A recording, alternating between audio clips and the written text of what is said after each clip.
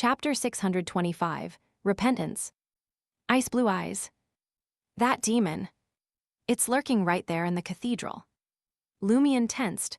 Without a second thought, he tried to teleport away. This time, he chose the entrance to St. Vi, a ~V cathedral. In that moment, his reflection stared back at him in those chilling, ice-blue eyes. His face twisted, expression sinister, eyes cold. Soon, Lumions manifested, encircling him. There was one Lumion, eyes intoxicated, breathing heavy, face flushed red. Another trembling in fear. Another expressionless and resolute. One lost and sorrowful. Another with no will to live. And one more, eyes filled with anger and hatred, red with intensity. In an instant, Lumion seemed to multiply into countless versions, each appearing tangible. This severely impacted his thoughts and actions, hindering him from activating the contract mark representing spirit world traversal. Instinctively, he focused his remaining will on his right hand, and the mark left by Blood Emperor Alistair Tudor. To escape this state and gain the strength to teleport away, he needed to terrify the ice-blue-eyed demon. Suddenly, Lumion heard ravings filled with intense madness and depravity. His mind turned to mush, swelling dangerously. The Blood Emperor's aura didn't activate in time. Fragmented, emotional, and painful thoughts burst in Lumion's mind like fireworks before gradually descending. An intense burning sensation in his chest anchored him, preventing complete loss of self. After an unknown span of time, Lumion finally regained command of his thoughts. His first thought was, "I'm still alive." It must have been a considerable duration since the onslaught of ravings and his subsequent awakening. The demon's power could have easily ended him multiple times. As Lumion concentrated on his right hand, he scrutinized the demon with ice-blue eyes. The white-haired demon, adorned in a black formal suit and bow tie, sat upright once more, facing the sacred emblem of life. It inclined slightly, crossing its arms over its chest. Shutting its eyes, it whispered with a pained expression, "Oh, merciful Mother, I implore your mercy for my transgressions." Merciful Mother, I implore your mercy for my transgressions. Lumion's resolve wavered as he abandoned activating the Blood Emperor's aura. He settled beside the demon. Observing the sacred emblem of life on the altar, he waited silently, refraining from disrupting the demon's repentance. Contemplating his encounter, he mused quietly. The various selves I witnessed must be genuine illusions not existing in the physical world, but within my heart and mind. Could this be a sophisticated manifestation of emotional and desire fluctuations, triggering individual emotions and desires to vie for control of the body without reaching the point of dissociation? The subsequent ravings resembled Nabordisly's frenzied curse upon expulsion, yet this time there was no shield from Mr. Fool's gray fog. Well, not entirely absent. Otherwise, the mad river of ravings would have capsized my identity. Even if I hadn't lost control, I would have succumbed completely before the demon found its conscience and started repenting. I believed the safest haven on Hanth Island was the Cathedral of the Church of Earth Mother. I specifically chose it to evade the demon. Surprisingly, it's praying here. Judging by this, blind trust in the Orthodox Church's cathedrals might not be foolproof in the future. Without adequate information, nothing is absolute. Yet it was only within the cathedral that I survived. Anywhere else, it would be Termaburrows grappling with the ice-blue-eyed demon. Then, the angels of the Orthodox churches and the Tarot Club would descend. Lumion had formed some hypotheses and waited with assurance. He condensed his experiences and absorbed his lesson. After a brief span, the white-haired, ice-blue-eyed demon, donned in a black formal suit, concluded its repentance. Its expression regained composure, but the blood vessels in its eyes deepened. Only then did Lumion observe the black leather gloves on both of its hands. Even during confession and prayer, they remained unremoved, a departure from devout believer behavior. In the human world, wearing gloves while praying was deemed disrespectful to a deity, except in emergencies or special circumstances. The same applied to wearing a hat. The demon cast a glance at Lumion and spoke in a deep but composed voice, "You haven't fled yet. Aren't you afraid of angering me again?" Lumion gazed at the sacred emblem of life and smiled. I'm not, this is Earth Mother's cathedral. Weren't we in the cathedral just now? The demon moderated its volume, not disturbing the other supplicants. Occasional accidents are understandable, Lumion replied unhurriedly. Moreover, I believe you can certainly control yourself in a short period. It'll be more challenging beyond half a year.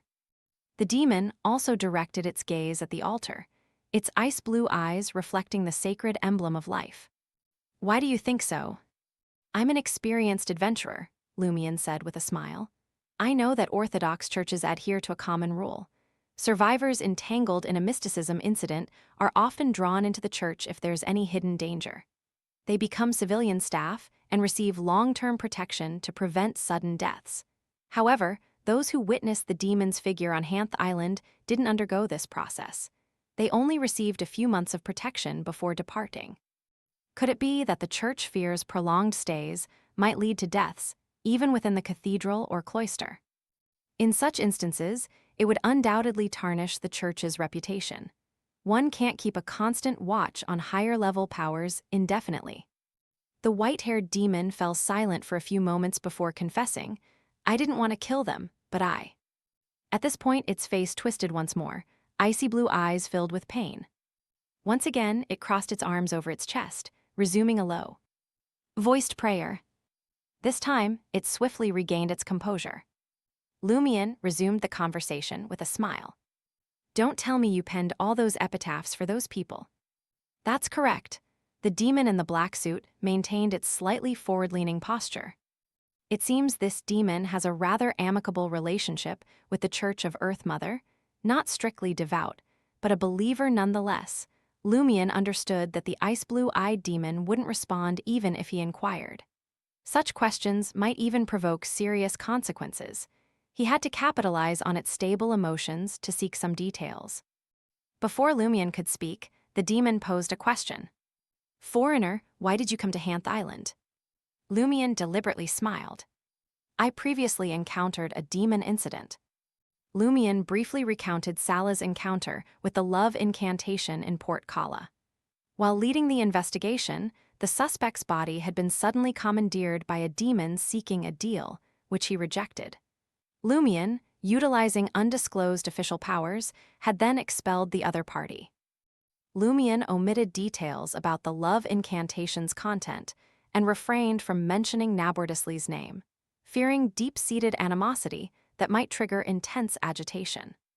Concluding, he stated, I read in the notebook about demon legends on Hanth Island connected to the deal the demon sought. Intrigued, I decided to investigate. My intention wasn't to finish off anyone. You can't finish off anyone either, the demon with ice-blue eyes remarked candidly. It continued gazing at the sacred emblem of life and added in a calm, deep voice, Curiosity kills the cat. Lumion chuckled. It's indeed risky, but finding you within a day and discovering the sealed valley indicates my capabilities. Next time, I'll choose a safer sanctuary. The demon with ice-blue eyes, with few wrinkles, smiled, an uncommon sight. Your methods are unconventional, but they align with the mysticism, world's underlying laws. But had I not controlled myself and repented for past deeds, you would be dead. Such an investigation would have been futile. Lumion didn't dispute. With the information he gathered, he knew there was no immediate danger in the cathedral of the Church of Earth Mother. The recent episode proved to be a false alarm. He shifted the topic. Why did that inexplicable demon target you? Moreover, with the strength of me and my companions, it's likely impossible to eradicate a so-called demon descendant like you. Was it deliberately leading us to our demise? The demon, clad in a black suit, kept its gaze fixed on the sacred emblem of life and responded, I'm not certain which one you encountered. It refused to disclose more. Lumion didn't dare press further, let alone provoke. His mind raced, searching for an alternate approach. You seem unrestricted, why not leave Hanth Island? There appears to be some force influencing you here. The demon's expression twisted as it stated, This is my duty and my atonement. Since converting to Earth Mother, there are times when I can't resist the urge to kill, accumulating profound sins. Recalling his earlier deduction, Lumion inquired casually, "Then why not fully confine yourself?" "Confinement won't suffice. I can't do it, and it can't be achieved that way." The demon with ice-blue eyes displayed pain once again. Indeed, closely tied to the blood-colored demon in the valley, yet, as a cold-blooded, why does the act of killing, and the subsequent healing by the Church of Earth Mother's reverence for life, still cause you pain? Lumion decided to steer the conversation to a less sensitive realm and soothe the other party. In a relaxed tone, he said, "I apologize. I wasn't courteous earlier and failed to inquire about your preferred address." The demon with ice-blue eyes stared blankly for a moment before responding, "Nabordusly."